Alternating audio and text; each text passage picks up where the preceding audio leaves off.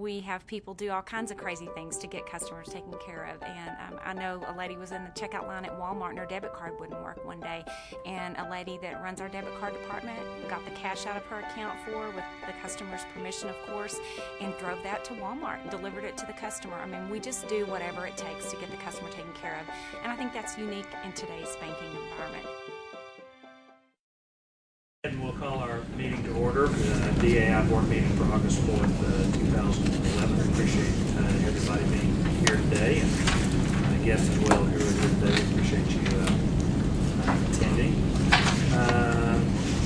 You should have received a copy of your minutes, and you have a copy of them in your packet. Any items that we need to change, delete? Here, you have that down. I can't remember what you said, but anyway, any changes to the minutes, or is everything okay? Would move approval of the minutes. Second. I have a motion and a second to approve the minutes. All in favor, say aye. Aye. Item number 3 is discussion and consideration of the treasurer's report for 2011. Okay. I'll ask for Melissa's help along the way. You have before you today the financial statements for the 9-month period ending the end of June, so 3/4 complete of our fiscal year. I think the primary item of note as we kind of work our way through these statements is there was a major kind of expenditure in the DAI's part in terms of the final expenditure towards planning and consulting services for Jacobs to the tune of about $30,000, which is an expense and planned for kind of item that has bridged a couple of years worth of the DAI's fiscal years that finally hit in terms of the final expense for that planning work. Jacob's work involved what kinds of They did the streetscape plan, the housing study, parking study, and lighting study. And what this doesn't show, I don't think, is there's about 4,500 change that Tiers owes us for the final payment, because they're paying 53,000 of those, of the cost of those things. The first statement is our balance sheet. Reflects as of the end of June total current assets for DAI of $65,814. Fixed assets of about $97,000. So total assets of $75,000. Current liabilities of about $1,200. The total equity of $74,380. The second statement is an income statement. You see our year-to-date income of $163,000 there at the top. Our expenses, again, delineated in 3 major categories. Contract services expenses for the year of $69,000. You'll see in the June column there that $30,000 expenditure in June for what we just talked about, the Jacobs wrap-up studies, which have been ongoing for a couple of years. The executive directors and salary benefits to date, total today of $99,000. Operating expenses for the organization for the 9-month period of $27,679. So total expenses of $196,000 up against $163,000 in revenue.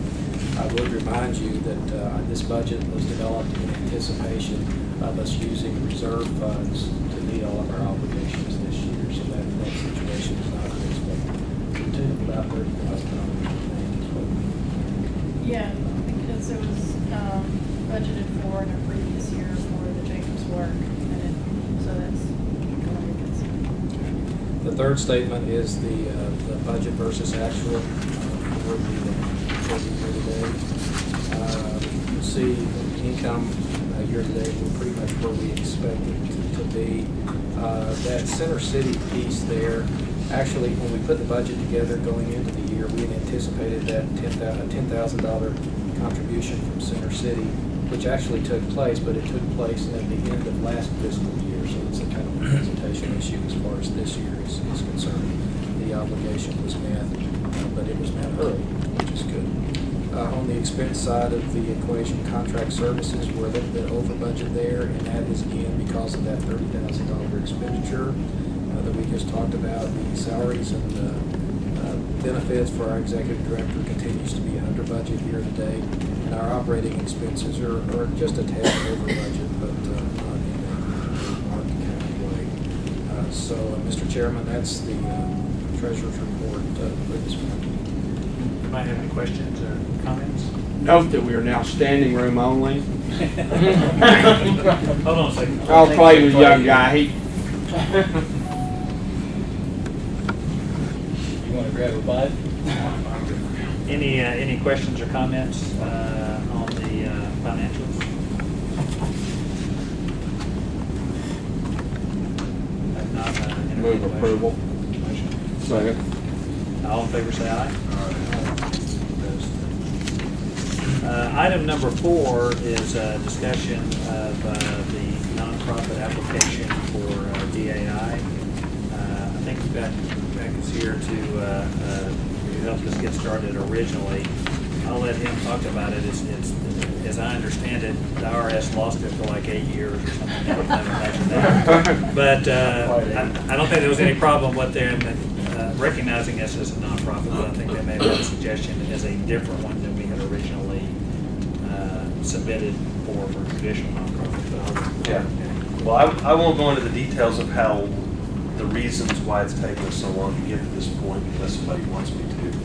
Well, we really did It's quite a submit it, though, story. in a timely manner. Oh, yeah, we submitted in a November timely- of 09, I think it was. They lost it, then they lost it again, then we talked to the taxpayer advocate and got it refiled, and then even after the taxpayer advocate, which is a subdivision of the IRS, got involved, and so we had 2 people pushing on them, then they lost it again. So we finally got it found, and We're not paying that. to an agent, an examining agent who is looking at it, and the comments that we have gotten back from the examining agent is, I'm skeptical that you are a 501c3, but if you want to take 501c6, then you're good to go on that, and we don't need to proceed any further. The reason that he's skeptical on the 501c3 is we really don't have many donations. And when we submitted our proposed budget as part of our application process, we weren't projecting a large part of our income coming from donations. It's coming from providing services. So I was concerned all along, and the people who've been here that long may have recalled that I was a little concerned about whether or not we would actually qualify for C3, but we're finally to the point where we can negotiate over whether we want to continue to pursue C3, or if we want to just say, okay, fine, give us the C6 and we'll continue on our way. So that's why I'm here today, to answer any questions that you might have about whether or not we should continue to pursue C3 or take C6. The C6 is a business league exemption, like a chamber of commerce. It is tax exempt as far as its income being subject to income tax. It's just the same as 501c3. The only differences that I've been able to observe at this point are we wouldn't be able to accept tax exempt or tax deductible donations. If people are giving us money, they're going to need to either deduct it as a business expense, or they're not going to be able to deduct it. I think there's a way to get around that, and we don't have a sales tax exemption like we would as a 501c3, but everything else is just the same.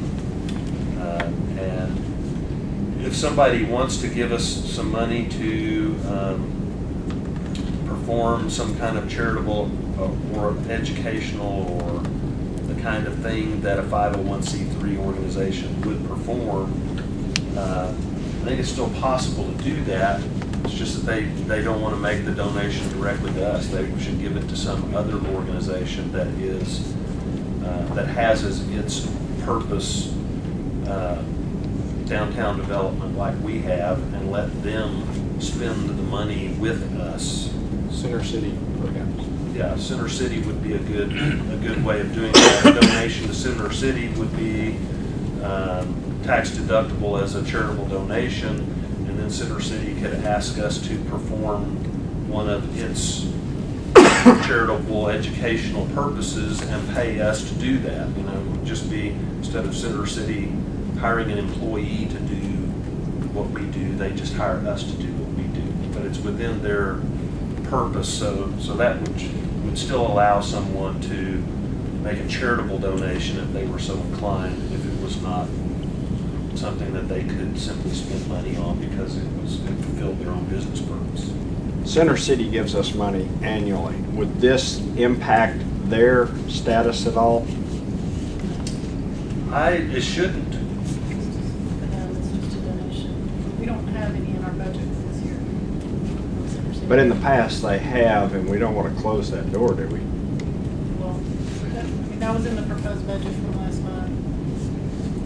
Yeah, but from Center City's perspective, if they are giving us money and by doing so, they are fulfilling their charitable educational purpose, then they should still be okay.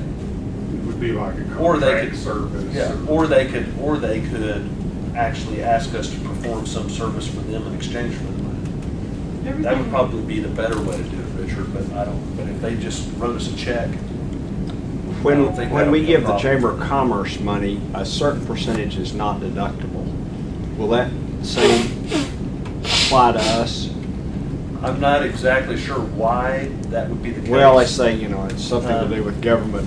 Political. Yeah, any okay, political if it's activity. political, then And of course, yes. we don't do anything political around here. Everything we've received so far, be it from Center City, Wallace Bajali, from you guys, from National Trust, has all been for a particular service. The Center City funds that were received, as well as Wallace Bajali, for example, last fiscal year were for the ballpark study. So they were for a specific service. So it falls in the category that he's talking about. National Trust funds were for a specific purpose. If the Harrington Foundation wanted to give us some money, just if we had a great idea for a ballpark or something, we would be precluded from taking it under Well, no, the if they wanted, C6. if they wanted to pay us to perform a study that was going to benefit their purpose, then they could do that. If they simply wanted to give us money and Say to build a park and or what to we're doing, landscape and something. what we're doing would serve to fulfill their charitable purpose, then yes, that should still be okay. If it falls within what we should be doing, and they say, we want you to do X, Y, Z, and that falls within downtown development, then it's fine. As Which long is as what- downtown development fits their charitable purposes. And unless they have, hypothetically, They, a limitation on the ability to give to anything other than a 501c3 organization. which you do, don't you? The I mean- grant-making process is generally reserved for 501c3 Right, organizations. and you have to file that report showing that. So I can certainly continue to argue with the IRS in order to try to get 501c3. I think that in order to succeed in that argument, I'm going to have to be able to show that something in the neighborhood of a third of our support is coming from charitable donations.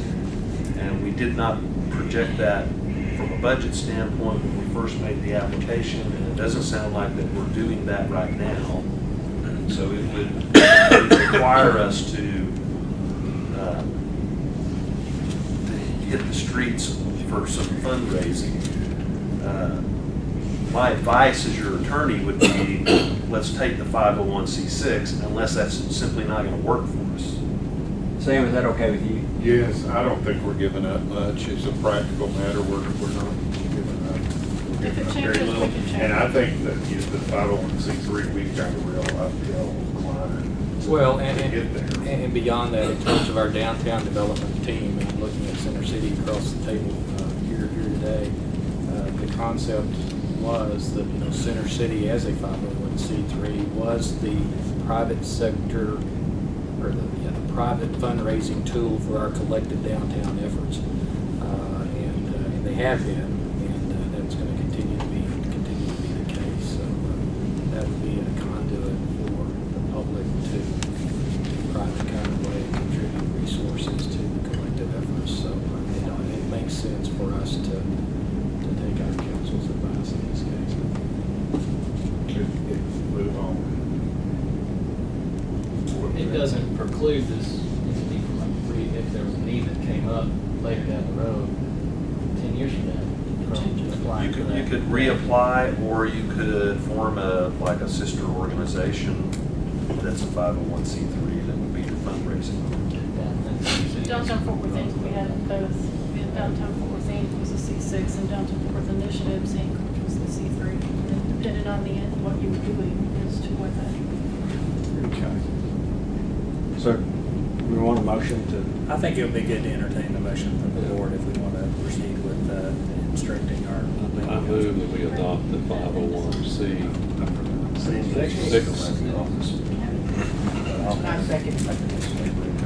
I have a motion and a second that we pursue the 501c6. Is there any other discussion or anything needs to be brought up?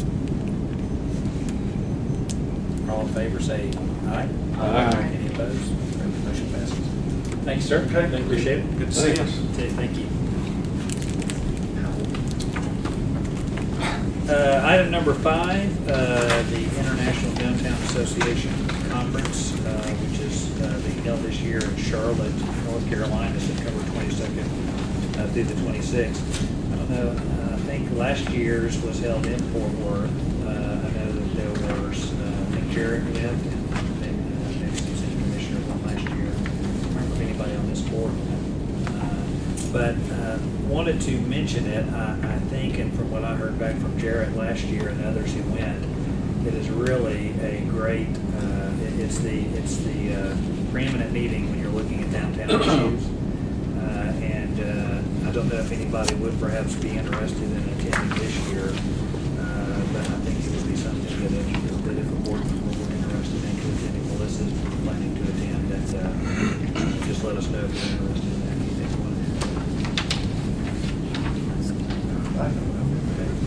you're gonna go to the session on dealing with your board members? Is that- That's the only reason we send them. She's teaching. Oh, okay. Probably my 12th to 13th year to go. It's probably, it is the best conference to go to in terms of urban redevelopment downtown. Charlotte's done some neat things too. It's a place to go. I don't think people look at what's going on in the city, right, for conferences. That's right. Well, I'm talking about the downtown core and what they've done and what they've done. And we can offer to host this in 2017 in Amarillo. Well, in Fort Worth, I'll tell you, Downtown Amarillo went through that, just kind of talking about what Dave's going to talk about, and how important it was to have all of those amenities to bring IBA to downtown Fort Worth. Of course, specifically for that conference, but you want things to do and places to go to, and people do great cars. It's a 4-day conference. So you didn't watch HBO?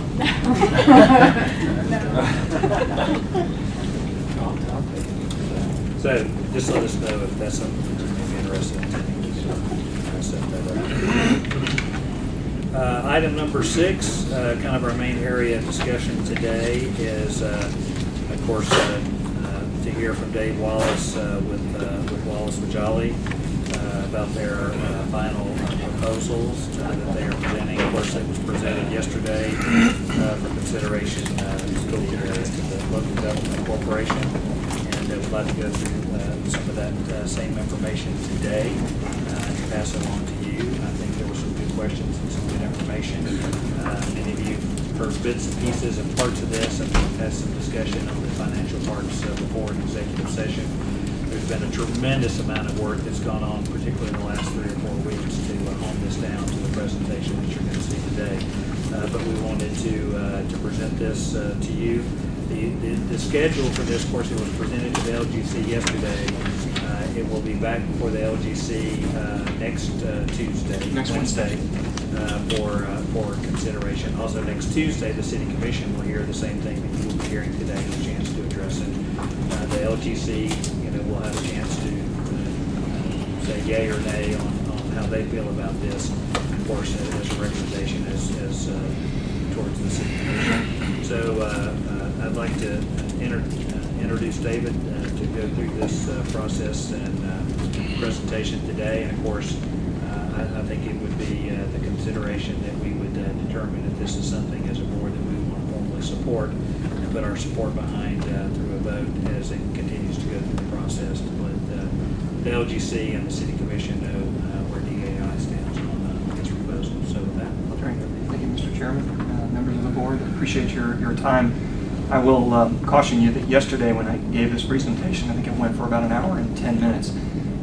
You guys have heard a lot of the anecdotal comments that we've made in the past. You've seen a lot of the financial information that we've discussed. So I'm going to do what I can to be somewhat brief. There's also 4 people here that have seen this in its entirety as well. So I'm going to do what I can to. Yeah, several times. This is what we're going to go over, and again, I will be very brief on this, but just everything from just the high level of the project itself, what the funding gap is based on what this project will generate by way of, or secure by way of private capital, and how we basically can get through that. And I think you'll be pleased with the overall presentation when we move forward.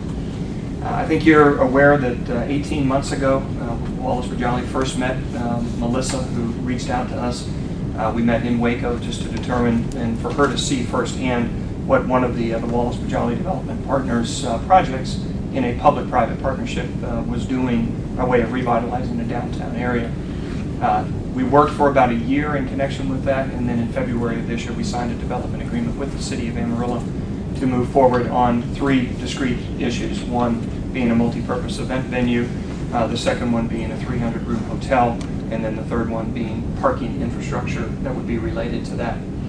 As we went through this process, it was very much a public process, very iterative process, where we reached out to the community through different design charrettes, through public hearings, through a number of meetings, just really trying to reach out to the community as to what is it that the community is looking for by way of assets in the downtown area.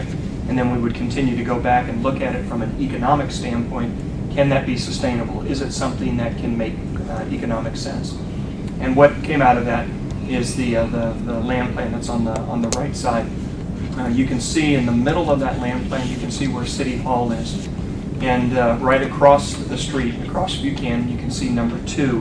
Number 2 is the proposed location for the 300-room hotel. It's anticipated that that hotel will have banquet space, ballroom space, and that's not a design that was done in a vacuum. That's a design that was also done in conjunction with the Civic Center Needs Assessment Study that's presently underway. As the Civic Center is being viewed as an expansion, we were also looking at what other assets could we do that could be working in concert with that asset. What it also provides for is the first floor of that, in effect, being lined with retail. And then last but not least, it's anticipated that that will be a full service and a Wyndham hotel. Due south of that, you can see number 3, the block there, which would be roughly 750 parking spaces, a parking garage, and that too would be lined with retail. You can see a lot of green space, and what we're talking about here is we're really trying to create a sense of place, a sense of community, and we took great strides to make sure that from a placemaking perspective, it provided that livable, walkable, friendly type of an environment. And so because of that, 6th Street, right off of Buchanan, the one city block between the hotel and the parking garage, is anticipated to be shut down for vehicular traffic, but open for pedestrian traffic.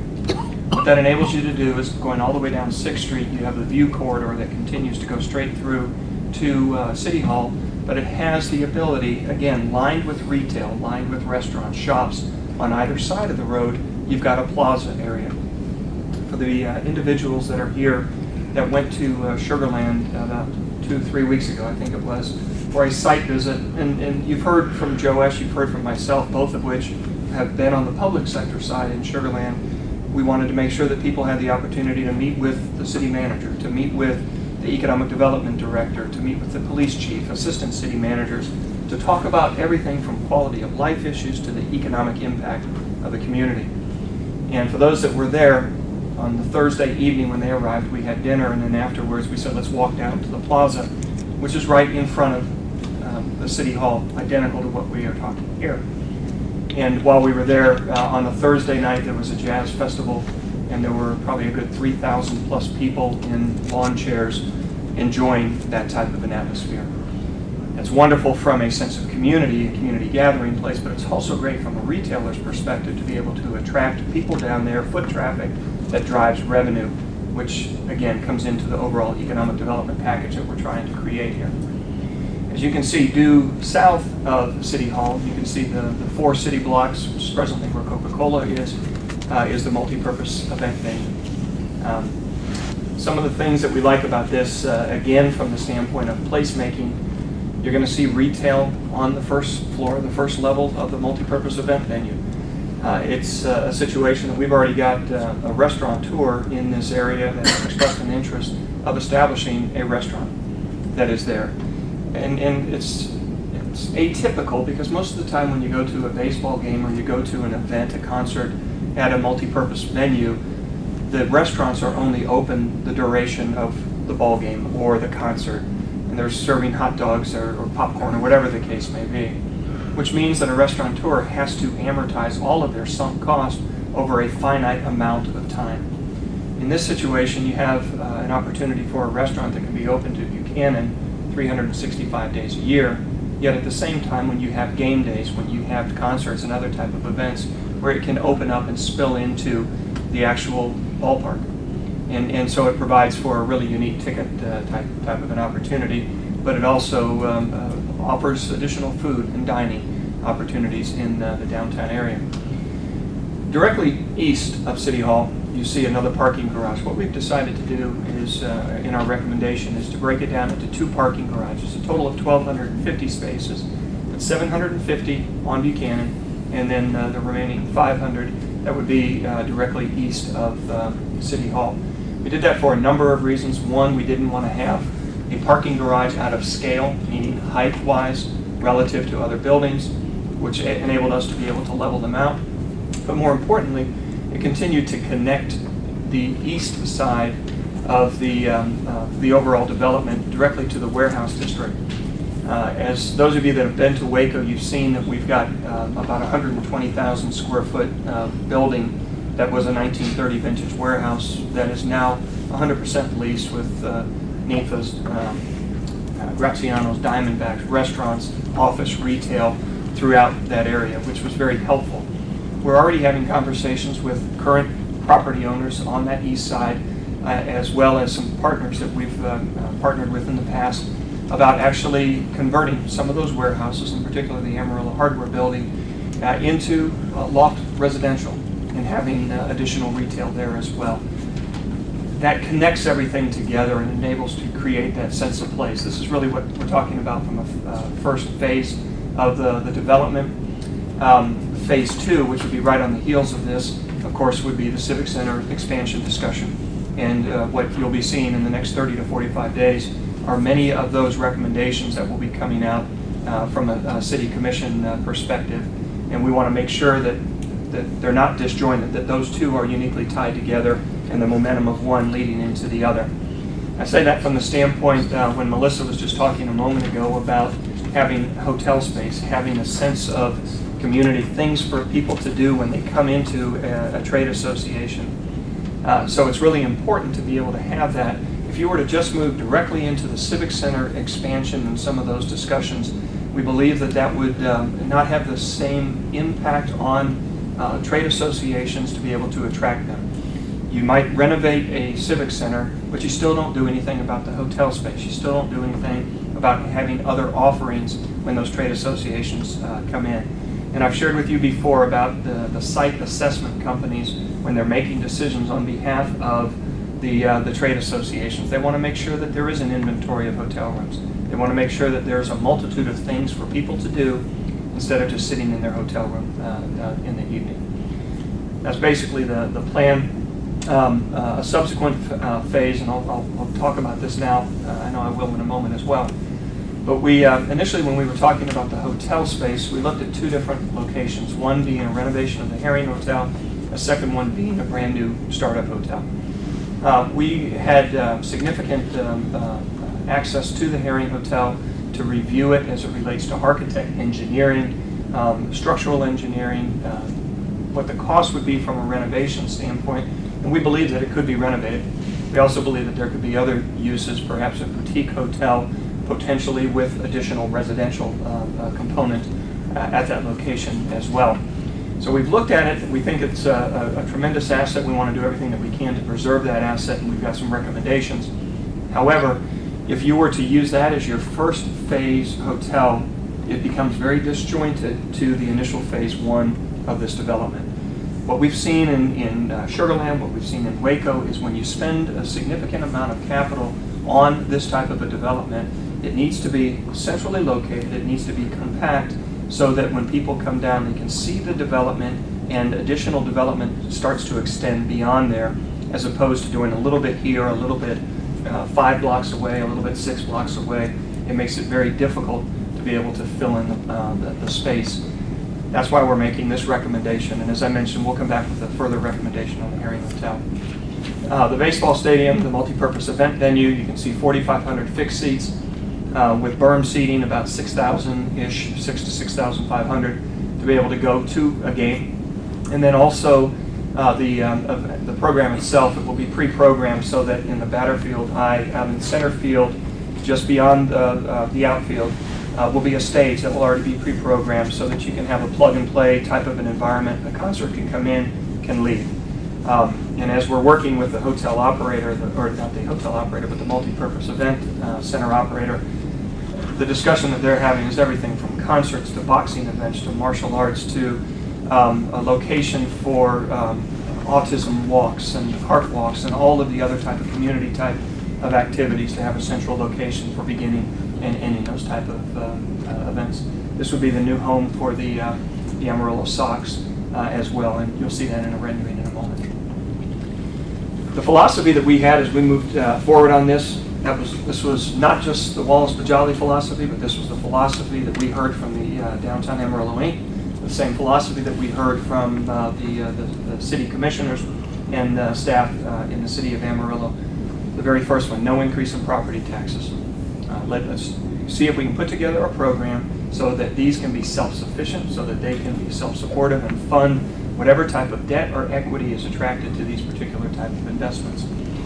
We also talked about a philosophy of there's a whole host of economic development tools in the arsenal out there on a federal, state, and local level, and we wanted to make sure that everything was on the table, that things were not thrown out just because people didn't understand them. We had everything on the table to make sure that we could go through that whole arsenal. We also wanted to be in a position that we could create new funding streams so that this was net additive to the community, and it was creating additional revenue streams to be able to pay for it. On the same theory that if you use it, you pay for it. If you don't use it, you don't pay for it. And then last but not least, the city was very clear they didn't want to get into the hotel business, the parking business, or the multi-purpose event venue business. The approach that we took, I mentioned before, we listened to the community, went out to the community, gathered feedback from the community, but we also went out to third-party consultants to determine, is this financially feasible? Is this something that could be attracted to downtown Amarillo? Is it something that could be self-sufficient and sustained? Secondly, we also wanted to make sure that it was a very open process, communicating with a number of different folks along the way, a number of different public hearings, reaching out to the community to make sure that it was not something that was done in a vacuum, where we got everyone's input as we move forward. We also wanted to make sure that we maximize the project funding to be able to attract private equity and private debt, creating those new streams of revenue, minimizing any balance sheet support of the city, being in a position where we don't have to issue general obligation bonds or certificates of obligation, things of that nature, where it was relying upon the full faith and credit of the city. Instead, how can we do it where it's relying on the revenues being generated as a result of this? And then last but not least, taking advantage of public-private partnership models, which many cities have dealt with public-private partnership of water, wastewater, solid waste disposal. There's not a lot that have done a lot of real estate development. There are some. Sugarland being one, Pearland, Waco, these are all things that we've been involved with.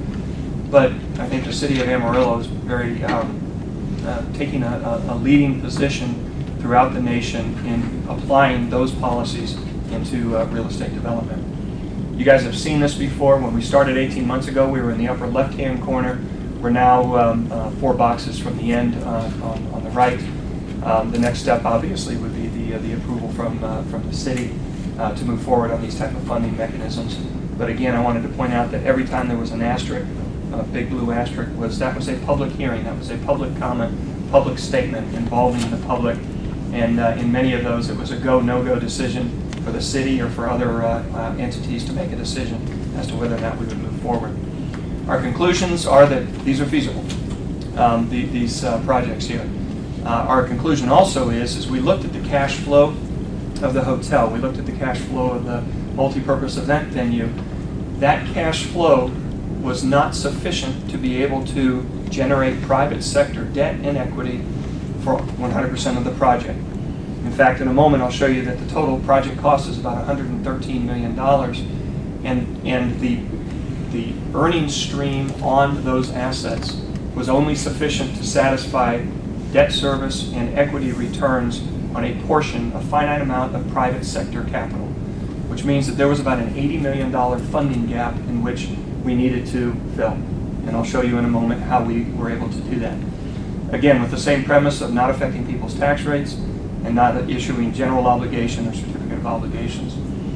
You'll also see in a moment that the economic impact and the overall quality of life returns to the city is significant and far and away greater than any type of contribution that you would ever expect. The Phase 1 project, as I mentioned, does move forward without any increase on property taxes. It does not issue GOs or COs. And then last but not least, our summary conclusion is to move into Phase 2 immediately. And you're going to see that, I believe, from the City Commission over the next 30 to 45 days as to those recommendations. We also concluded that the overall public approach that I believe we've taken over the last 18 months in involving the citizens in the design charrettes and in input, you're going to see that as well as we move into the Civic Center assessment. This is the high-level site plan. I think many of you have seen this either on TV or in print media today. You can see the multi-purpose event venue. You can see just on top of that a parking garage, just to the right of that, the hotel. You can see where City Hall is, and then of course the parking infrastructure due east of City Hall. I think you can understand from this perspective what I was talking about trying to connect to the warehouse district. Having a pedestrian-friendly, walkable type of a plaza that's right in front of City Hall, between City Hall and the multi-purpose event venue. You can see in center field, you can see a stage area for the multi-purpose event venue. You can see the back of house opportunities, significant opportunities for retail in this particular area as well. I'll comment now that we've engaged a firm called RCLco, which is Robert C. Lesser Company. It's a consultant. It's a group that we've worked with before in Waco and in another city. That basically they came to the conclusion, they did an analysis of downtown Amarillo as to what the needs assessment was for retail in downtown Amarillo. What is missing, but also through a series of interviews, what is being sought in the downtown area. So we've got a listing of probably a good 15 different industry segments, whether it's soft goods, whether it's restaurants, ice cream, whatever the case may be. We've got a good target list. And in fact, on my way back to Houston this evening, I'm having dinner with a group that we've met with now 3 times. It is a national firm that basically we're talking with about coming in and partnering with us to retail and basically bring national retail tenants into this particular situation. You can see on the far upper right, you can see the Herring Hotel. And I think you can understand the proximity that if we were to do that as the first phase hotel, how it would be somewhat disjointed. There's a lot of space between it and the hotel location that we're recommending. However, as you move forward with phase 2, the Civic Center, you're going to see a significant improvement as it relates to the streetscape on Buchanan that enables a new front door right at 4th Street of the Civic Center that would then connect with the Herring Hotel. So I think it makes for a natural additional phase in the future. This is a view as if you were standing at the hotel looking south on Buchanan. You can see the multi-purpose event venue. You can see the logo of the Sox incorporated in that. You can see additional trees, additional streetscape, things of that nature to give you a good feel for it. And you can see the car going the wrong way on You the saw street. that. You weren't Yeah. I told you, Gary, you see. I told you somebody. And even on this one, you've got cars going opposite in different directions. They're So Two-way street. it's not. We're not changing the traffic flow. I can tell you that. No, that actually happens today. That's correct. I was trying to get off that slide. We've actually told the architects, you guys made a mistake here. But in any event, they're going to redo the renderings. It's just a simple AutoCAD calculation. In any event, in this situation, you can see this is a picture taken as if you were standing right next to City Hall. On the right side in the middle, you can actually see the fountain over this gentleman's shoulder that's in front of City Hall. That's a hotel. You can see retail. The parking infrastructure on the left, again, you can see retail. But you can also see that the view corridor is open going down 6th Street, going into City Hall. And then you can also see that you've got a covered walkway between the parking to the hotel to the Globe News Center. So it gives you the ability for people that want to come downtown, park in a covered parking area out of the elements, and actually to walk all the way into the Globe News Center in a covered environment. This is a chart that we just wanted to show to emphasize that $80 million funding gap. At this point, I want to comment that these are not just our numbers. We've already engaged the operator of the multi-purpose event venue. We've already engaged our operator of the hotel. We've already engaged Wyndham Hotel. We've already engaged Estrada Hinojosa, who's our investment banker. The city has already engaged their financial advisor. We've engaged tax counsel. There's a number of people that have been involved that have continued to analyze these numbers. The city has engaged third-party consultants to review our numbers on behalf of the city. Not just the capital side of it, do these numbers pass the smell test, but also in vetting the financial viability, the cash flow projections of these different assets.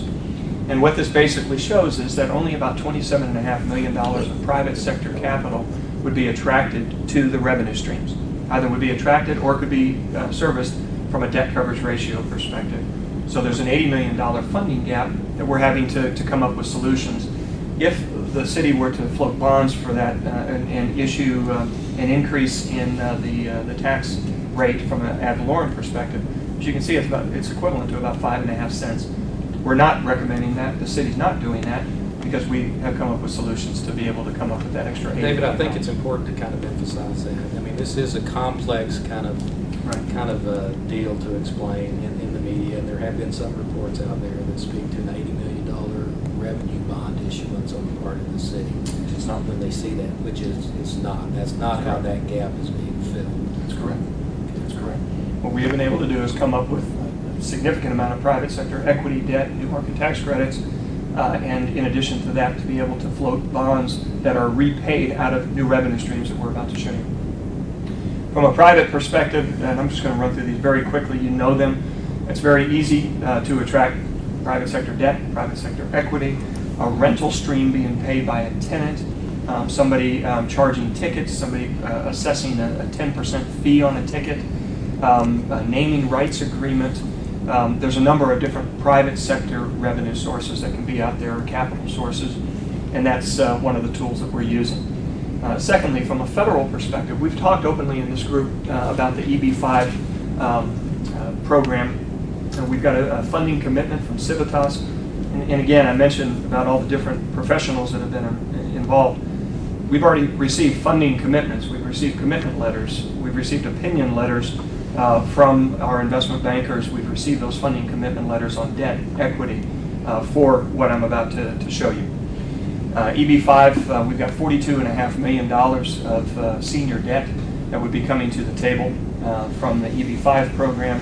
What we also have in the commitment letter, as all of you know, the EB5 money comes in as a stream of payments. We've got a bridge funding commitment coming in from Civitas as well to be able to fund that as the capital is needed. We're also allocating $16 million of new market tax credits for the hotel. And when you bring $16 million of new market tax credits, that's equivalent to equity in the overall capital structure. So between $9 million of cash equity, $16 million of cash equity coming in from new market tax credits, there's $25 million of cash equity that is coming into this particular project. We're also pledging, putting another $2.5 million of cash equity, as you'll see in a moment, in the parking garage. It's not really typical for a private developer to come up with cash equity and invest it in a parking garage that's owned by the city, but as you'll see in a moment, we are. The other state programs that are there, the state portion of the hotel occupancy tax. If you'll recall, we had state legislation that we went back and worked with the city, worked with our lobbyist, and it was passed and signed off by the governor this year to get on this new hotel. When you stay at the new hotel, you're going to pay a hotel motel tax just like you would on an existing hotel. The state gets their fair share. They get 7% of the hotel motel tax. We have it arranged at this point where the state will rebate all of that to the city of Amarillo. We have 6.25% of the sales tax. A lot of times people think about when I'm writing a check at a store and we're paying 8.25% sales tax. 6.25% of that goes to the state. Only 2 cents of it stays here in the city of Amarillo. We've worked it out where the state is rebating that 6.25% as well. These are large numbers. And when we start talking about the viability of the hotel, we've got cash flow of the hotel, but we also have all of these rebates that are basically going into the overall sources of cash flow on an annual basis. This is going to be funded by this hotel, the new hotel. And I want to make sure that it's very, very clear, because there have been some questions about this. An existing hotel that is out there today that is collecting the state's portion of the hot tax as well as the city's portion of the hot tax, that revenue is not going to be there to build this hotel, meaning it's not going to fund its own competition. Revenues that are coming into this from the state perspective is going to be generated just from this new hotel. And I just want to make sure that's very, very clear. When we continue to move on from a state perspective, Center City has graciously stepped up and has committed $400,000 into a pre-funding grant on this. They've also indicated that between now and 2013, they believe that they might be able to bring another $100,000 to the table, but the upfront commitment at this point is $400,000. Hotel occupancy tax from the new hotel, the 7% that presently or would be generated out of that new hotel that will go to the city will rebate that so that it is there to be able to service the debt of this hotel. Again, that's just from this new hotel, not from any other hotel in the area. The multi-purpose event venue and the parking garage, this is where we do have the ability to use the hot tax from the existing hotels that are here. A hot tax cannot be used for general fund revenue. It can't be used for police, fire, public works. It has to be used with the goal of how can I get heads in beds? How can I use that money to be able to attract people to come to our city, to stay here, and actually spend dollars? By creating a multi-purpose event venue, it's attracting people into the community. By adding an asset of a parking garage so that when people come to the Civic Center, they can actually park in a covered parking area. Those are uses that are permissive by law as well as the city's charter. And so those are some revenue streams that are available to be able to fund that. We also have sales tax rebates where the city has agreed to be able to allocate its collection on sales tax from the hotel and from transactions in that hotel can be used for the hotel. And then special event parking, at this point in time, people can park for free downtown. We understand that.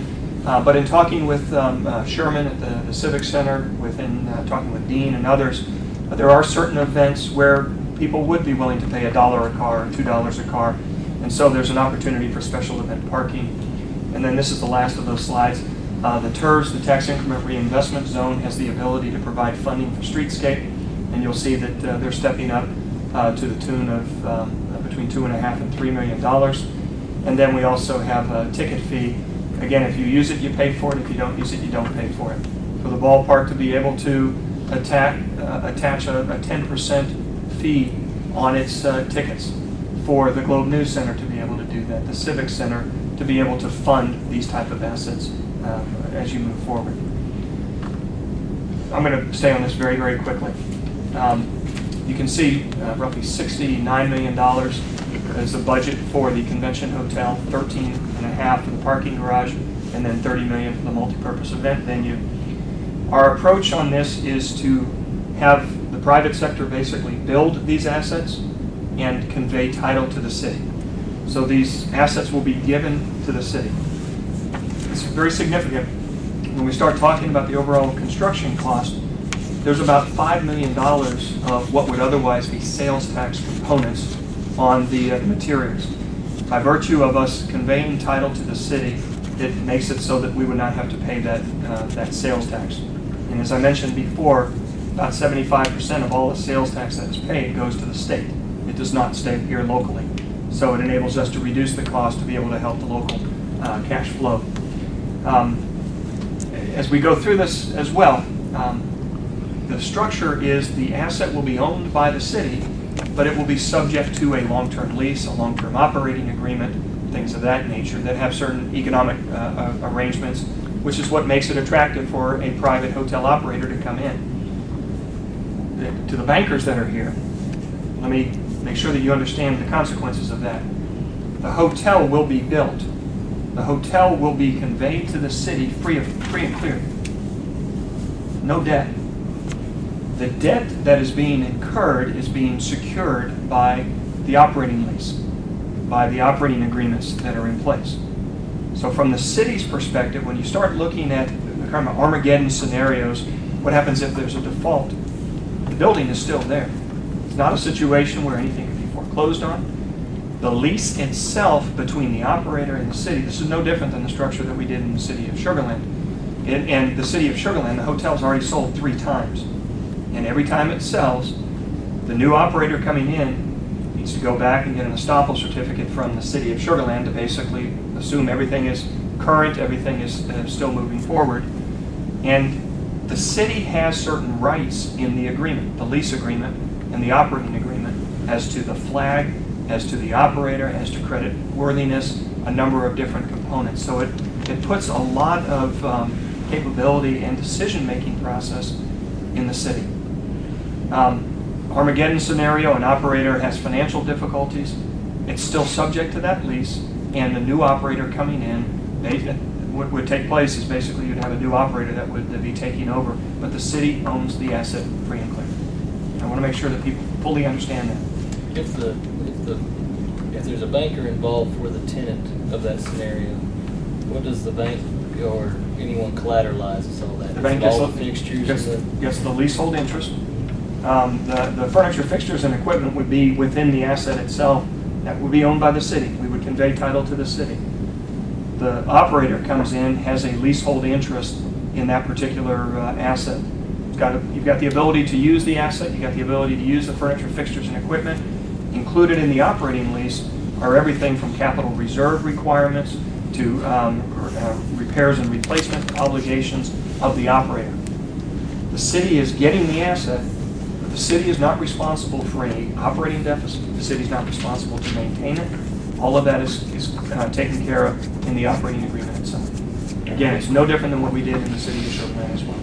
What's the initial term of that lease? What we're focusing on is an 80-year ground lease, or 80-year lease. I think any operator coming in, they're going to want to make sure that they've got time to be able to make an investment, make a return, and part of that return, of course, is on the reversion when they sell their rights. Again, the student housing asset that we built in Waco, identical type of structure, identical type of situation. So from the overall funding sources on the hotel, you've got private EB-5, you've got private bank refinancing. And let's talk about that for a moment. It's a natural question, particularly for the bankers here. All right, 7 years from now, you've got a maturity of the EB5 debt. Even though it's low interest rate, it's a 7-year interest-only loan. What happens 7 years from now? I mentioned before, you've got different revenue streams. 7 years from now would basically be the 5th year of operation of the hotel. First 2 years, construction, so you'd have capitalized interest in the overall construction loan. Then you start operations. But the cash flow projections of the hotel, and again, these have been vetted by the city's advisors as well. 5 years from now, it's anticipated that the cash flow would be about $4.5 million on the hotel. $4.5 million is not sufficient to generate a return on what would be about a $70 million asset. However, by virtue of the fact we have new market tax credits, that eliminates some of the need of debt. By virtue of the fact that we've got $9 million of equity, all of a sudden we're talking about a 55% loan-to-value type of a leverage going into this. You've got $4.5 million of cash flow from the hotel, but you also have almost another $2 million on top of that that's being rebated from the state on the hot tax, the state on sales tax, the city as it relates to those components. So you truly have a net cash flow available for debt service of in excess of $6 million. And that's extremely important because when you start looking at the debt coverage ratio, it's about a 2.8 debt coverage ratio when you're looking to refinance. So you'd have almost a 3-to-1 debt coverage ratio. You'd have to drop a lot of revenue in order to be in a position where you could not refinance that on a conventional basis. So that's the way that this has been viewed. And when we went into this, we wanted to make sure that from the Strata Hinojosa's perspective, from the city's financial advisor perspective, we want to make sure that we're not setting ourselves up for failure, even if it's 7 years down the road. We want to make sure that we've looked at those contingencies to make sure that we can get that debt paid off and then be in a position to bring in conventional debt. Last but not least, we also have 2 one-year extensions in the Civitas funding commitment, so it really goes out 9 years. But if you have a problem 7 years from now, you might have a problem 9 years from now. So I wanted to make sure that we vetted all of that as we scrub the numbers. Other funding, extending the EB5? Or EB5 for 2 one-year extensions. That's correct. And then on the equity source, new market tax credits and private equity, so it's about $25 million of straight cash equity that's coming into that project. In the parking garage, what we're focusing on here is the issuance of a revenue bond. The repayment of that bond would be as follows. The hotel would sign a lease with the parking garage entity for all practical purposes. It has the need for 300 parking spaces, so it basically would be paying $360,000 a year to have the right to use 300 parking spaces. What the hotel is also doing is putting up $2.5 million of cash equity up front as the parking garage is being built. The reason that we did that is we wanted to make sure that beyond a shadow of a doubt, as rating agents were looking at this, that we had sufficient debt coverage ratio so that the bond ratings could be of a price that it's attractive and could be sold. So we put $2.5 million of cash there as a sinking fund to be able to be used to top off any debt coverage ratio requirements that are there. Bless you. From a Civic Center perspective, you can see $330,000. The Civic Center has not had a rate increase in roughly 10 years. And as we started looking at the Civic Center relative to other comparable type facilities, what could be paid to be able to use the Civic Center, and then also from the standpoint of all of these improvements that would be made and having a parking lot that would be available for people going to the Civic Center, what the City Commission has incorporated in this year's coming budget is a rental increase one time this year and then one time 2 years down the road. And all in all, it works out to be about another $330,000 that the city is saying, great, these are increases that are as a result of what's going to take place here, and that will be available to service this debt. I talked about special event parking that's available. The city has indicated that for those special events that cash flow would be available for servicing the debt service. We allocated a 10% ticket surcharge. Again, from the standpoint, if you use it, if you're going to go to a hockey game, you're going to go to whatever ticketed event, that there would be a 10% surcharge that would be available to service this debt.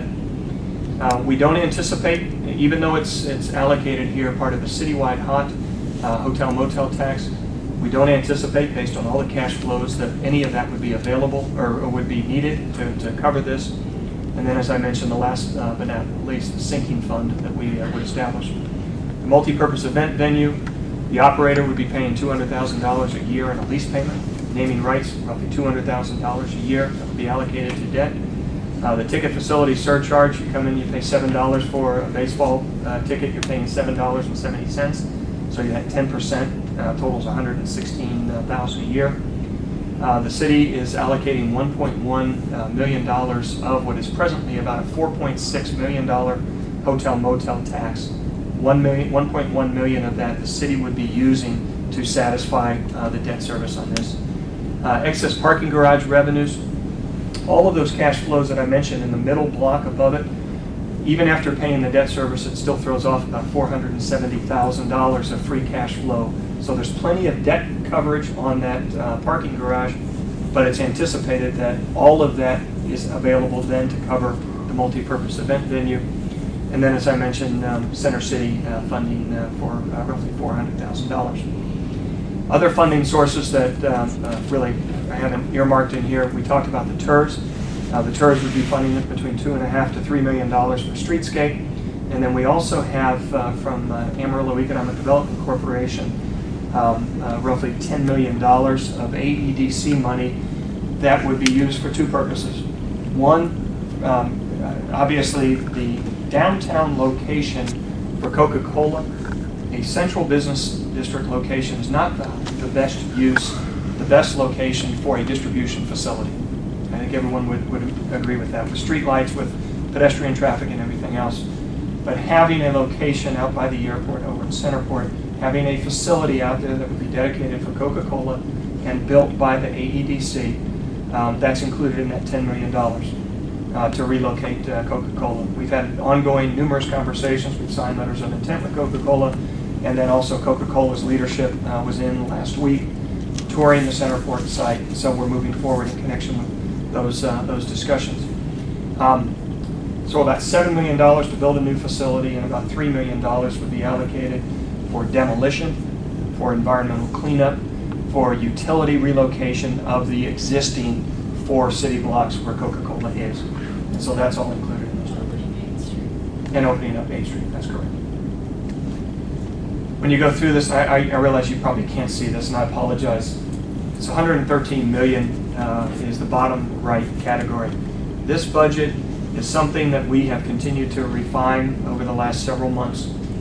The budget numbers from a construction cost, when we engaged HKS Architect, the team of that HKS brought to the table is Lavin Architects.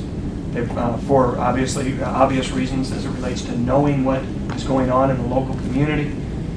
They brought in Western Builders from a pricing, from a bidding perspective to determine what those cost structures would be. They brought in placemaking folks. They brought in historic architecture folks. It was a pretty good team, a very good team that was selected. The numbers that are put forth here were all created and vetted by Western Builders. So they all have the 16 category construction line item budgets that are very, very detailed. These are not just, well, we think it would be this. It was a very detailed process. We brought in some general contractors, we being Wallace Bajali, that we've used. We brought in a construction management firm. The city has brought in a third-party analyst to go through that same process. After everybody has scrubbed these numbers, this is what we have. We think that there might be some additional savings, which would be great, but nevertheless, we've got, I think on the multi-purpose event venue, I think it's like a 7.5% contingency. I think on parking, 5.5% contingency. In the hotel, I think we have $2.5 to $3 million contingency. So we feel that we're covered in that. These are the budgets for everything from furniture, fixtures, equipment, opening, sales, marketing, hard costs, soft costs, street relocation, everything. And that's what the numbers work out to be. The economic impact of this, let's look at the hotel alone. The economic impact model for the hotel is what AEDC uses. So that was generated right here in these offices. Over the next 10 years, the economic impact of the hotel, as you can see, is about $112 million. So it's a good $10 million plus a year Net present value is $98 million. Remember what I said. From the city's perspective, city, we're giving you this asset free and clear. So a private developer's building a $70 million asset, giving it to the city, and the city, on top of getting that free asset, is getting, in today's dollars, $98 million net present value economic impact. 640 full-time jobs, new full-time jobs, net new, and then 220 jobs during the construction period. The net new full-time jobs, just under half of that are right at the hotel. Everything from the manager to the banquet, food and beverage, sales, marketing, front desk, housekeeping, everything. About half of it, because you have to remember you got a full-service hotel, banquet, food and beverage, 3 shifts, 365 days a year. But you also have new jobs being created on, whether it's food service, whether it's repairs, maintenance, things of that nature, that are being created in the community to be able to service this particular asset. Multi-purpose event venue, this market impact study was done by CSL, which is Convention Sports and Leisure. They're kind of the world's renowned and market leader in the U.S. And as you can see, over 30 years, they came back at $196 million, net present value 88. 76 full-time jobs on that, and then estimated number of construction jobs, 180. So these are significant economic impact drivers. Oh, and one other thing I want to point out on this, what this does not include, and people are always asking the question, what the impact of this asset, what impact is that going to have on the community? I could give you a whole host of examples in Waco or in Sugar Land. In Waco, we spent $80 million, and what that did was that facilitated over the last 5 years about $300 million of new fresh capital. The vast majority of that new fresh capital was private sector investment. It got the banks to the point of saying, all right, we now feel confident in investing in the downtown area. It got private sector equity confident to make that investment. So it attracted about $300 million in total. We envisioned that identical type of situation here. What it did in the city of Sugar Land, again, it spawned a great deal and attracted a lot of additional development that took place, but it gave us an asset as we were going out trying to recruit Minute Maid to come to Sugar Land. They said, that's why we're there today, is because you created Town Square. That's why our world headquarters are there right in Sugar Land. And so it enables us to be able to use this as a magnet to attract businesses from an economic development standpoint.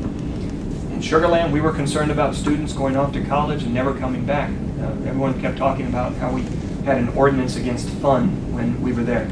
We created these assets so that the students would want to come back. And you have a similar situation when companies are looking to recruit individuals. Here are other reasons why somebody might want to come into this community. There's tremendous assets here already. Here's another reason. And when a student goes off to college, instead of going to SMU and staying in Dallas, well, I want to go back to Amarillo. I remember I loved going down to the baseball games, or on Saturday going down to the movies or the concerts or whatever the case may be. Those are traditional things. This doesn't incorporate any of that. And it's hard to quantify those spin-off type of benefits. Our recommendation is to move forward with this, and that was our recommendation yesterday to the local government corporation. Our recommendation is to move forward on formal project agreements, which I can tell you there's going to be a lot of them. These are very, very significant. A lot of players, a lot of people involved in connection with that. And then also to move forward with the project design process. What you've seen are some very high-level schematics, but construction documents for these type of assets are significant. We also recommend the acquisition of the Herring Hotel, assuming a purchase price can be negotiated. We think it's important to preserve the history of the Herring Hotel. We think it's important to preserve it. As you know, the city owns half of that block as it is. The Herring owns, the ownership of the Herring owns the other half. We think it's important for that to basically be controlled where we know that whether it's 2 years from now, 5 years from now, it can be a part of a subsequent phase from an overall development. God forbid it get torn down or it get turned into something that is not part of an overall master plan that the city and the community would like to see. We also are strongly recommending immediately moving into the Phase 2 discussion, which, again, the discussion is getting the public's input, the public involvement, making sure that whatever assets are there are renovated, enhanced, enhanced to be able to attract people to come here, but also for what the community is looking for. We also are recommending proceeding with consideration of creating some type of a funding mechanism. When the people from this body and others were in Sugar Land, they saw the jazz festival that was there. The jazz festival just didn't appear. The jazz festival was funded by a Sugar Land Town Square management district. In Waco, we created a public improvement district to do just that. It received some funding from the retailers, from the property owners, as a common area maintenance charge, which again, those dollars are there to program those type of events. But it was also from the public improvement district to be able to enhance the overall downtown valuation. One other thing I wanted to comment, we had a comment yesterday that was made about traffic and things of that nature. And one of the things I wanted to comment as we move forward in connection with this, any community would want to make sure that there's a traffic impact analysis that's been done. How is the flow of traffic going to be affected by these different types of assets? So that is something that definitely would be accomplished in connection with this. But secondly, I think when it comes down to the time of day uses, you're going to want to make sure that whether it's an event at the Globe News Center, or at the Civic Center, or the multi-purpose event venue, that there's a great deal of coordination. If you have a baseball game that's going on, or a concert, or a hockey game, they don't all just arrive at one time. They generally arrive over a period of time. And so you want to make sure that as people are departing, that you've got adequate safety and security, which again, in Waco, when we did the public improvement district, we added enhanced security. We added other type of an overlay district to be able to deal with traffic and traffic management. In Waco, we created the downtown area shuttle to deal just with that particular issue. So I want to make sure that people understand that that is something that, even though it may not have been a bullet point, is something that's been considered.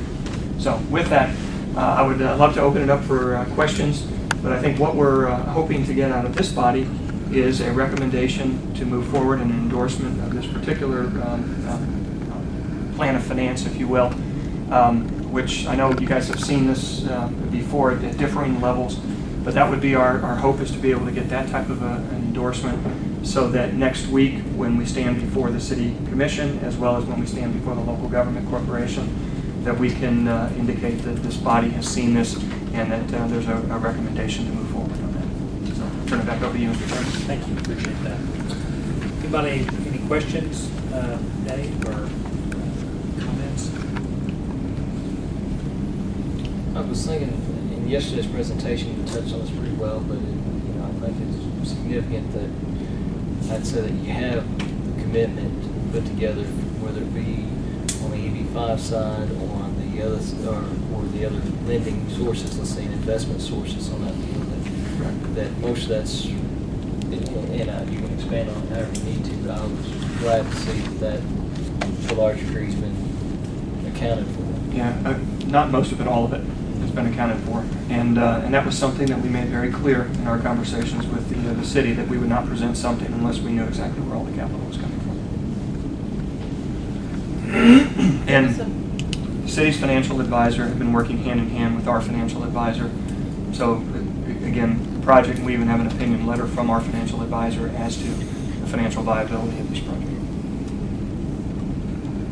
I was just going to say, the public meeting is Monday, and I mean, if there's anything that y'all want to come back and talk about that comes out of that, I don't know what that would be. You can do that, but the timing's not ideal. We might have had it after the public meeting, but you can make a recommendation, and then if something, we'll let you know kind of the comments that came out of that. If something you want to discuss again before, we have to do it pretty quickly, but Tuesday morning, then we can do that. John, I know you took the trip to Sugar Land when we talk about the plaza between the hotel and the parking deck. Any thoughts on that? You saw that down there? Or? Well, I mean, it was just an amazing opportunity to see a community come together. I wonder sometimes, particularly as our society continues, whether we know how to get together and behave. And that was one thing that really struck, I think, all of us, how we were able to walk out on a Thursday night, no particular Thursday night, It was just a Thursday night, and there were 3,000 people down there who were there to not only, in my opinion, enjoy the music, but enjoy one another's company and come together as a community. And we don't do that a lot, and we should. And I think that that's, again, one of those benefits that's hard to measure, but something that we as a community desperately need, because it does provide a lot of value to us as we do other things together. It was a great atmosphere, and one that you could tell people were very proud of, that they were able to do this together. So it was a great atmosphere, and I think a great asset for Sugar Land. It's very obvious. Families, Yeah. individuals, children, older adults. It was amazingly, people were very, you could tell people were kind of, they released a little bit, you know, they were relaxing and enjoying, and again, it was something that I myself personally would desperately like to see for us here. There's all of this. You look at it and you think, oh, well, couldn't we move the Herring Hotel 2 blocks? And, I mean, there's always something that's not going to suit everybody. But as a package, it just seems to do so much. And for me, one of the most exciting things about it is this is just the beginning. That I think it is the catalyst for so much more to happen downtown. And so it seems to me that you've got to, like any chemical reaction, you got the catalyst, you got to start at some place. And this seems to me a place to start with a pretty nominal contribution from each of us. I mean, we're going to pay a few cents more for a ticket, and we're going to, and I hate traffic as much as anybody, but well, wouldn't that be a nice problem to have a pardon? A different definition of traffic. Oh, we do. I drove to DFW in rush hour yesterday, and it's a different, yeah. I mean, and you know, we have. We shouldn't be concerned. Our rush hour traffic's already up to 8 minutes. Yeah. 8 minutes, where's that? I mean, not to mention the construction going on right now. I think one thing, if I could add to your comment about going to Sugar Land, was Sugar Land had more of a blank slate than we do. I mean, they were able to assemble a lot of these projects in a fashion that they wanted to. Yet, when you look at ours, it's very similar. Yes. I mean, you have the opportunity to do the hotel in conjunction with the city hall. Actually, we have some benefits that they don't have in terms of being able to put the MPEV in this, whereas Sugar Land's building It's in a different location. Building it in a different location. So I, like you, am very pleased. And when I was thinking about standing in the Sugar Land Center, them having a blank slate, how that compares, and actually ours compares quite favorably. The traffic Even though we don't discussion's have the blank slate. kind of interesting. I mean, we should be so lucky to have a traffic problem. And, you know, yay, we have a traffic problem. Because I think everybody's gotten used to, over 40 years, not having any traffic problem downtown, because there's just not a lot going on. And the lady that spoke yesterday about the traffic talked about having to turn right, Who was turn with us right, here. and go around Yes. the block. And I think that's, you know, something that we have to address, and I think we need traffic management. And I think when we have events, you know, we do need to be cognizant of having to make sure that flows when you come out of an event. And so that's something that I think can be managed. But, you know, in terms of dealing with traffic, we are really fortunate, I think, to have those facilities on a state highway where we have 6 lanes going both directions. And so I think it's something that can be managed. We're going to have to get used to using parking garages. We've had the luxury, if you will, of parking 30 feet from the door, and that'll take a little getting used to. But I love the fact that these are not 16-story facilities that you circle for 20 minutes. It's going to be a modest sacrifice. Well, you know, in a little shade in 110-degree heat these days is not necessarily bad. Yeah, I've parked in the garage right behind you, and it's, I don't really care about the winter. It's the summer when I love it, you know. And so there's going to be some getting used to, but boy, the potential for this. And again, my sense is that this is the start, the phase 2, but that all the ancillary things that come with it, that with that critical mass that things confront. David, you sat on this side of the table at Sugar Land as mayor and so forth. What are we missing? What Armageddon worst case scenario questions do we need to ask? Well, I think many of the same questions that have been asked were the same questions that we were asking. In an Armageddon scenario, if the market tanks, if an operator tanks, if a hotel franchise, all of those different things. And we basically provided for it in the ownership and in the documentation, which is exactly what we're recommending in this situation. No city would ever want to be in a position where there's this threat of foreclosure. Talk about having an effect on a bond rating. That's one way, one reason why we structured it the way that we did. I think you're right on many of the comments that have been made, the questions that have been made. The issue about people getting used to a parking garage. In Sugar Land, we had never had a parking garage until we did Town Square. People were used to surface parking and walking maybe a quarter of a mile to go to the mall or whatever the case may be. It took us probably a grand total of 30 days for people to grow accustomed to a parking garage in Town Square, which we've got one garage, I think, has like 1,500 spaces, and the other one, but they're all similar scale to what we have here. We also had to get accustomed to having a parking meter, because the last thing you want are people that are going to park directly in front of a retail shop and leave their car there all day. You want to be able to continue to move people around. You want the employees to park in a garage, walk there. You want that for the patrons that are going to be coming.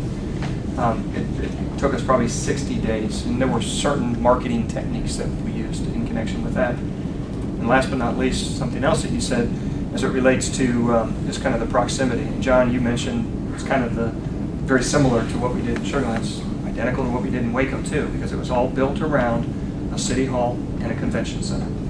And sure, there were hotels and things of that nature, but the city of Waco had not floated a bond proposition, not a single one in 40 years. And their convention center, you could tell they hadn't floated a bond proposition in 40 years. It was old. And people were tired of a conventioneer coming in the morning and leaving in the afternoon because there was really nothing for them to do. We started our development, we started spending that capital. The city of Waco went out for a bond offering, again, the first one in 40 years, and there were different components, everything for fire stations and other public works type of assets. But about $17.5, $18 million to renovate their convention center, which is much, much smaller than what's here in Amarillo. And so they started spending that money. They're almost completed with that. But them spending the money, all right, well, here's another hotel that's about to spend $18 million. A hotel next to that that's spending $3 million. And it became very additive. You were talking about that catalyst project.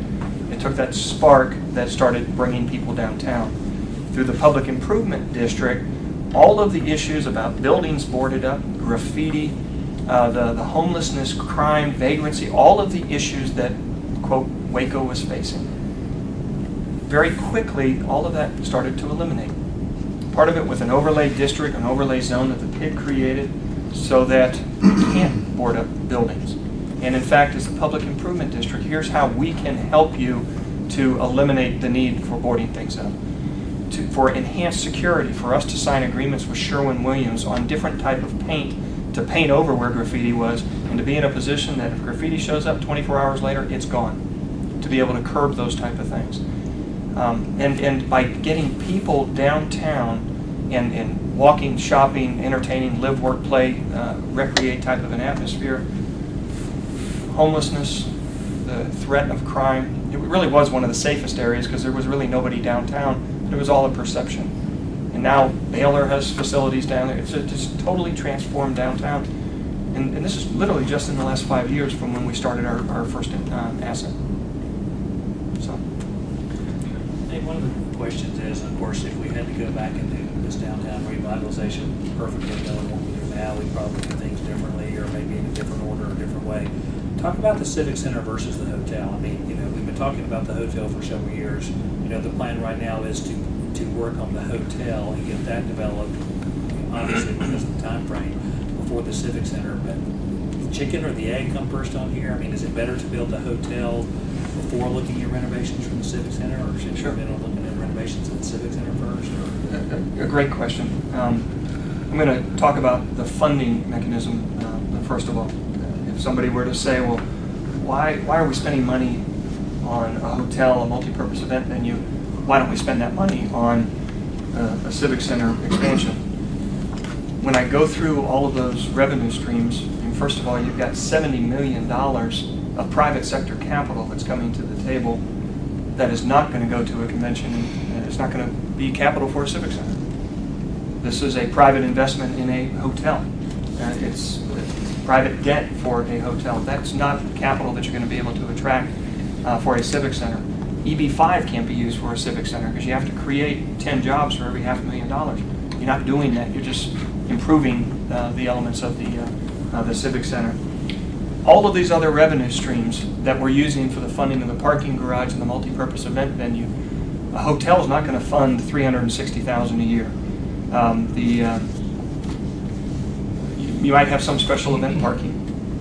The ticket facility surcharge on multi-purpose event venue wouldn't be there. The new hot tax for the hotel wouldn't be there. Naming rights agreement, operator lease payments, these revenue streams would not be there. So it's not, you can't say, why can't we use this capital over here? It's just not transferable. Hotel motel tax would be. That's the only one. And again, as I mentioned, we're allocating $1.1 million of that hot tax in connection with this. Wouldn't be enough. Yeah, it wouldn't be enough. So I wanted to clarify, it's not an either or by way of capital. I want to make sure that that's very, very clear. Secondly, from an enhancement of the Civic Center, you've got to have a downtown concentration inventory of hotel rooms in order to attract trade associations to come here. You have some that are here, please don't get me wrong, but when they're coming here, they want to make sure we're not having to rent shuttle buses, people using cabs to go to another hotel that might be 10 miles away. They want it from a sense of location, they want it close by. The closest one that's here right now, obviously, are the new 80 rooms over at the Courtyard Marriott, which I might add, I'm not sure if you get the occupancy reports, they're doing extremely, extremely well. I stayed there last week. 2 out of the 3 days I was there was 100% occupied. So it's doing very well. But you need to have that concentration of downtown convention center hotel rooms. Otherwise, you just put a facelift on a convention center. That's all you got. And you have to have another reason that's going to be attracting people to come to this community. Historically, the Civic Center has been viewed much as a civic center. It's been viewed much as a community center. And what we're talking about here is a transformation into a convention center that is a destination where people are coming to Amarillo, spending money, and when they're here, you hope that they say, I love that community, we need to open up a facility there, hire employees, and for it to continue to become a catalyst and an economic development engine. You can't just do the Civic Center, in our opinion. The other part of that, isn't it, the draw for conventioneers, so Right. that there's something to do, there are places to eat, there are places to walk to, so that they want to come here. But if you said, okay, well, never mind the hotel, we're going to do the Civic Center and expand it so we can have conventions and have larger meetings, it would be hard to sell it without the hotel adjacent to it. I believe so. We'd sit there with it empty or not being used as much as it could. I mean, I'm just trying to get why you put the hotel first. You're exactly right. You've got private sector capital that's willing to come in to build this hotel, principally because they know that the city has a vision of enhancing the downtown area. If the city, if the city commission were to say, you know, just do this on your own, we don't really want to support this, and we're really not even thinking about doing a civic center, we wouldn't be here. And our hotel operator wouldn't be here, Wyndham wouldn't be here. They're here because there's a much broader vision of this community wanting to enhance the downtown from a revitalization standpoint. And again, if you just did the facelift on the hotel, that's not enough. It's not enough. You have to have all those other components so that the site selectors, when they check the box, yes, that's why we want to come there. And I don't know what you know a lot more about this, but it seems to me you have to have a minimum kind of commitment in terms of projects. Back to my catalyst, to get that, to have a sustainable reaction. And apparently with this outside capital, we've done that. That's correct. That's correct. And we've done it, in your opinion, there's enough here to get started. Yeah, and what this, in our opinion, will do is that will start to attract additional private sector capital to be able to come to the community. And again, I'm never going to put anyone on the spot, but from a lending perspective, I think if lenders started to see a lot of this type of activity, started to see positive growth, somebody coming to the table saying, I'd like to borrow money to be able to enhance and renovate this particular issue. Here's the amount of equity I'm putting in. I think it makes their asset a much more solid piece of collateral for that loan. And I think it has an effect on not just the psyche of the private sector investor, but in the overall business community and the community at large.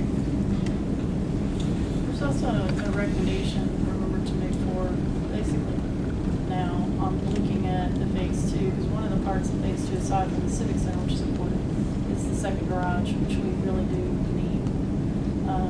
And so, depending on how the timing of that phase 2, I mean, the garage doesn't take that long to build. The garage could be online potentially before the impact came online. And so those parking spaces are. Right, and I think the city commission has come to the conclusion, I'm not going to put words in anyone's mouth, but the private sector is not going to bring the capital that's required to do the renovation of the convention center, the civic center. That's going to require public sector capital. And I think that the city commission has come to the conclusion, again, I'm not putting words in their mouth, that it will definitely require a vote of the citizens to be able to move to that level. And so what the timing is, again, our recommendation is to put that out there sooner rather than later.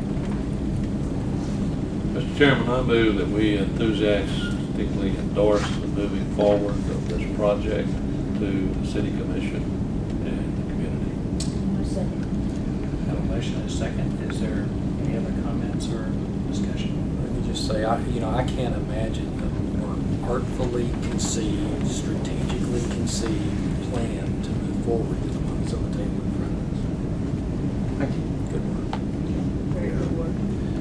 I wanted to mention two things. One thing that was apparent with our trip to Sugar Land is the need for the pit, and having that we don't just build it and say that. Yeah. If you remember, that's in our budget. May or may not be fully funded by the city, but it's years to go. But that was something being there, and particularly with our meetings with the city, we saw a tremendous amount of need for that, particularly around safety and programming. So I think we need to consider that quickly. And also just want to acknowledge and thank Center City for your participation in this project. Remember, for those of us who picked up trash, you can do it again on August 20th. For those of us who picked up bottle caps at 3 in the morning, I couldn't see any better use for that sweat equity we've owned over the years. So very, very, very pleased and appreciative to have Center City do that. You definitely put in the hard work too.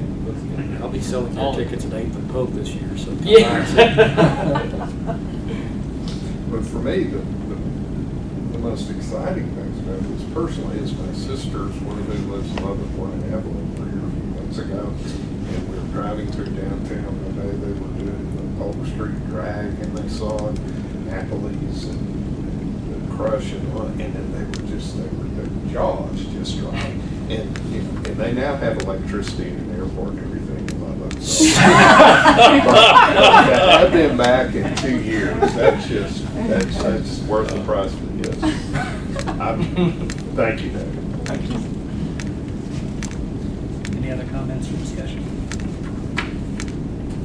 We have a motion of endorsement of the project. All in favor, please say aye. Aye. Any opposed? Motion passes unanimously. Speaking of which, item number 7, the public meeting that is coming up on August the 8th at 6 p.m. We'll continue this discussion, and anything you want to add to that? Yeah, I was just gonna say, do continue all the time, sometimes you don't see this behind the scenes work on this, but reaching out to the public, involving the public, making sure everybody has the information. And you have at your places, one of the press packets, that was very, with Wallace colleagues involved, and Mary Montgomery very artfully did a really nice packet for the media, and the LBC got it, and wanted to give you a copy of that. And then additionally, of course, the public meeting, I think is going to be important. I'm not sure, all the renderings are out. We hope we get a good attendance. People have seen this, but we wanted to give everybody an opportunity to provide comments just for the public, not in front of LGC or City Commission, but give an open forum for that. And then the last thing, I know I keep mentioning that, I get calls all the time asking for information, and we constantly keep this updated. So the presentation that you saw today, that was given yesterday, was put up yesterday afternoon. You see it here on the front page. And then we also have, and you see here the public meeting and information. You click on those, it'll pull it up, like today's agenda. But you click on this link, and it'll give you more than you'd ever want to know about this project. Every presentation that's been given, all the news releases, and so forth. So people, if you want today's presentation, it's there. And if people ask you about where can I find information on this, that, or the other, or see the renderings, it's all going to be there. If it's presented publicly, it's going to be on the website. It has been there every step along the way. Yeah, you see here, all these presentations are given publicly, so post them all. Would it be possible after the meeting, can you prepare something just to distribute to the board members on the feedback and After Monday? Absolutely, we'll do it very quickly, so you know. And I guess we'll put Before that together Tuesday. also for the LGC and for the City Commission. Yes. Also at the LGC meeting, Mr. Chairman, we've got all of the members of the team that will be there. So we'll have representatives from the owner of the Sox baseball. Actually, the City Commission meeting on Tuesday. Right? Yeah, City Commission on Tuesday, I'm sorry, on the 9th, which is Tuesday. So we'll have everyone from Estrada Hinojosa to HKS Architect to the operator of the hotel to Wyndham Hotels, just a number of folks that are on the team that will be there. We're obviously, we don't want to turn it into a 2-hour presentation, but I think each of them will probably comment for about a minute or so about their role and what's attracting them to come to the Amarillo Marine. Anybody have anything else? Exciting time. Very good. Stand adjourned. Thank you.